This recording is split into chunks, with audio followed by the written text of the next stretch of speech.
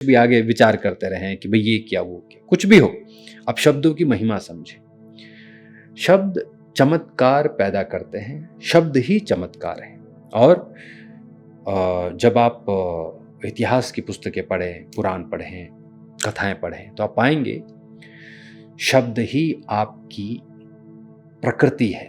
आपको यदि प्रकट भी करना है ब्रह्मांड में, तो उसमें भी शब्द की ही महिमा है।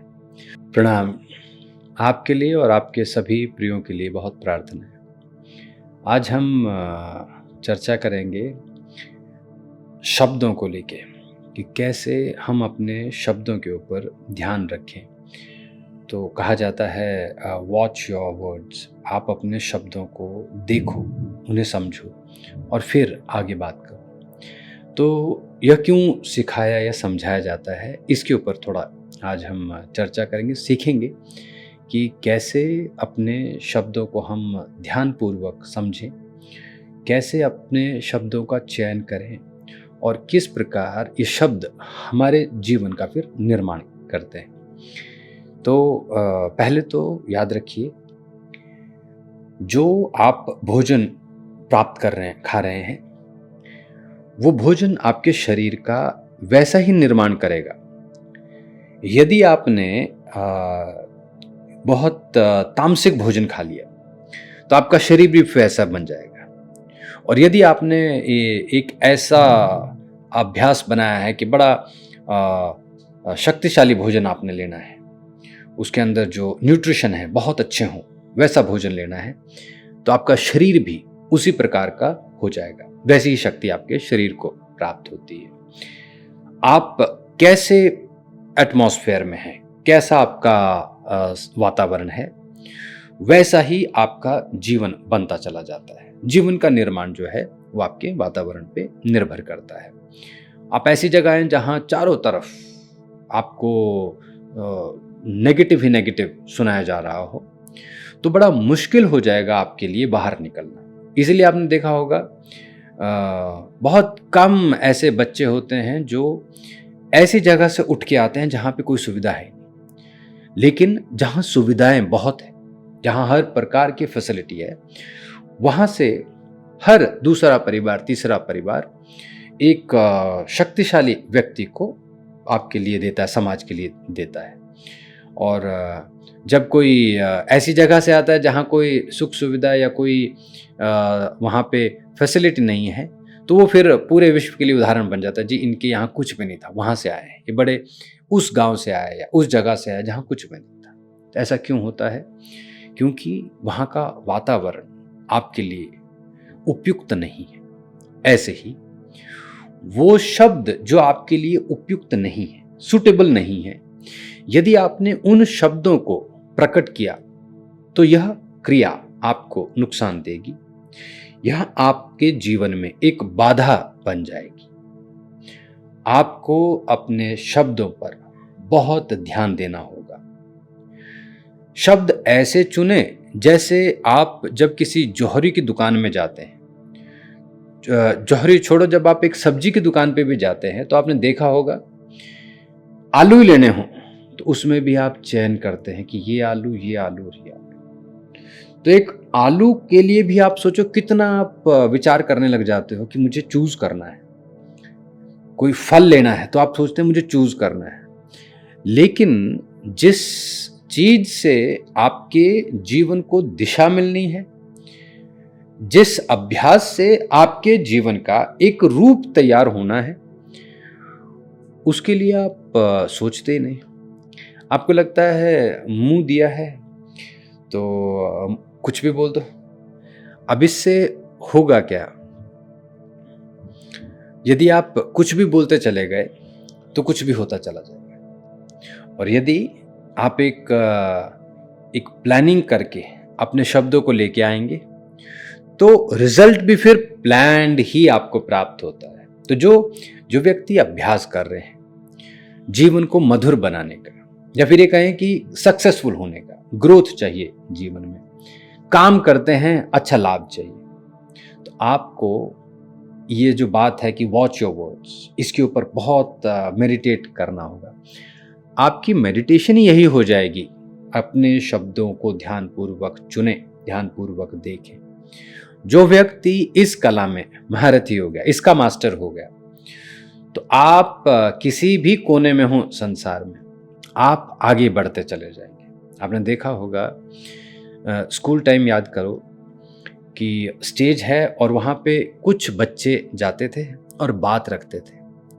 अपने अनुभव किया होगा, जो व्यक्ति स्टेज पर जाके बात करता था उसका बड़ा विशेष स्थान रहा होगा आपके स्कूल में, बहुत आदर सम्मान मिलता होगा इस व्यक्ति को, और टीचर्स का भी बड़ा फेवरेट हो जाता था ये बच्चा। क्यों? क्योंकि इसे बात करना आ गया, इसे पता चला कब क्या बात करनी है, कितनी बात करनी है, किससे करनी है। और यही एक गुण है जो आपके जीवन के हर चीज को तैयार करता है। सिर्फ ऐसा नहीं है कि जब हम बात कर रहे हैं शब्दों की, तो सिर्फ एक दूसरे से व्यवहार की बात कर रहे हैं, कम्युनिकेशन की बात कर रहे हैं। यदि आपके शब्द अच्छे हैं तो आपका संबंध भी अच्छा होगा, और संबंध अच्छा तभी स्थापित होता है जब आप अच्छे शब्द अपने साथी को देंगे। अब मानो किसी से प्रेम करते हो, आपको बोलना ही नहीं आता, आप पता नहीं क्या बोले जा रहे हैं, आप जैसे हैं, मैं जैसा हूं वैसा ही मुझे आप स्वीकार करो, या कुछ भी बोल दिया, कोई भी नाम दे दिया। थोड़े समय के लिए अच्छा लगता है क्योंकि वो एक आकर्षण है, लेकिन उसके बाद फिर धीरे धीरे सब कुछ नीचे आना शुरू हो जाता है, सब कुछ टूटना शुरू हो जाता है, सब कुछ खराब हो जाता है। तो ये क्यों हो रहा है? क्योंकि हम शब्दों की महिमा को नहीं समझ रहे। संबंध को स्थापित करने में भी आपको अच्छे शब्दों का चयन करना होगा। हमने इस बात को भी बहुत अनुभव किया है कि कई बार व्यक्ति जो अनजान है, जो स्ट्रेंजर है, उसके साथ बड़ा व्यवहार करता है, बहुत अच्छी बात करेगा, लेकिन जो अपने साथी हैं उनके साथ वही पैटर्न पकड़ी हुई है, कैजुअल रूप में बात करना। क्यों? मेरा साथी है, कुछ भी बोल दिया चलेगा, ऐसा नहीं होता। जो आपका साथी है उसके साथ आप कैजुअल मत हो। आप कैजुअल होंगे तो आज, कल या फिर परसों ये संबंध खराब हो जाएगा। इसीलिए बहुत कम आपके ऐसे साथी रह गए होंगे जीवन में जो आपके साथ हैं, और वो भी इसलिए नहीं है क्योंकि आप कुछ भी बोल देते हैं, कुछ भी कर लेते हैं। उसके पास भी कोई ऑल्टरनेट नहीं है, आपके पास भी कोई ऑल्टरनेट नहीं है, तो चल रही है गाड़ी। जिस दिन आपके साथी को कोई ऐसा साथी मिलेगा जो अच्छे शब्द देगा, वो तुरंत आपका त्याग कर देगा। ऐसे ही ब्रह्मांड है, ऐसे ही शक्तियां हैं। अब बोलते हैं मंदिर जाते हैं, प्रार्थना करते हैं। प्रार्थना ऐसे शब्दों का चयन है जो शक्तिशाली है। अब कुछ भी नहीं बोल सकते आप, ऐसा नहीं कि कुछ भी जाके बोल दो भगवान को और फिर सोचो कि हाँ आप तो मेरे हैं। मेरे होंगे उससे पहले या उसके बाद, दोनों ही स्थितियों में शब्दों की महिमा को आपको समझना ही होगा। एक उदाहरण समझते हैं। आपने सुना होगा श्रीमद् भगवत गीता के विषय में। आप इन श्लोकों को कभी ध्यान से पढ़ें। अब एक तो भाव है कि भगवान कृष्ण ने कहा, और क्योंकि भगवान ने कहा है तो आपका मन वैसा हो जाता है। थोड़ा सा और गहरा उतरिएगा और उन शब्दों को जरा ध्यानपूर्वक आप उसका पाठ करिएगा। आप देखें उसमें अर्जुन जो है वो भगवान का साथी है, मित्र है, और ऐसी समस्या है कि वो रिक्वेस्ट कर रहा है कि मेरी हेल्प करो, मदद करो। अब अर्जुन भगवान को सारथी बना के लेके आया है, सारे काम छोड़ के वो सारथी बने। सारथी का मतलब ड्राइवर बनाया है। आगे है रथ है, युद्ध होने वाला है, लेकिन एकदम से अर्जुन बोलता है मैं नहीं लड़ूंगा। तो नहीं लड़ना, इसका मतलब जो काम है सारथी का, भगवान कृष्ण का, वो तो जीरो हो गया। तो भगवान यहाँ पे बहुत नाराज भी तो हो सकते हैं, गुस्सा भी तो कर सकते हैं कि मेरे को सारे काम छोड़ के इतनी विशेष जगह पे लेके आ रहा है, युद्ध लड़ना है अभी, और आप बोलते हैं कि नहीं करना है। तो इस पे तो कितना क्रोध आ सकता है। लेकिन आप पूरी भगवत गीता को पढ़ें, यदि भगवान ने क्रोध भी वहां पे प्रकट किया, यदि आप ये कहें कि भगवान कृष्ण ने क्रोध प्रकट किया, तो उस क्रोध में भी आप देखें कि कितना मान सम्मान है। अर्जुन को कैसे कैसे नामों से वो बार बार बुला रहे हैं। वो ऐसे नहीं बोल रहे कि अर्जुन तो मेरा दोस्त है, कुछ भी कर ले। हे कुंती पुत्र, हे महावीर, हे शक्तिशाली, हे धनुर्धर, ना जाने ऐसे कैसे शब्दों का उपयोग किया जा रहा है जो बहुत गुणी शब्द हैं, बहुत शक्तिशाली प्रभावशाली शब्द हैं। तो इस बात को आप समझें कि भगवान कृष्ण युद्ध की स्थिति में अपने ही दोस्त के साथ, अपने ही साथी के साथ ऐसे शब्दों का चयन क्यों कर रहे हैं, और इसका रिजल्ट क्या आया, इसका परिणाम क्या हुआ। अर्जुन ने युद्ध लड़ा भी और युद्ध जीता भी। चाहे इसके ऊपर आप चाहे कुछ भी आगे विचार करते रहें कि भाई ये क्या वो क्या, कुछ भी हो, अब शब्दों की महिमा समझें। शब्द चमत्कार पैदा करते हैं, शब्द ही चमत्कार है। और जब आप इतिहास की पुस्तकें पढ़ें, पुराण पढ़ें, कथाएं पढ़ें, तो आप पाएंगे शब्द ही आपकी प्रकृति है। आपको यदि प्रकट भी करना है ब्रह्मांड में, तो उसमें भी शब्द की ही महिमा है।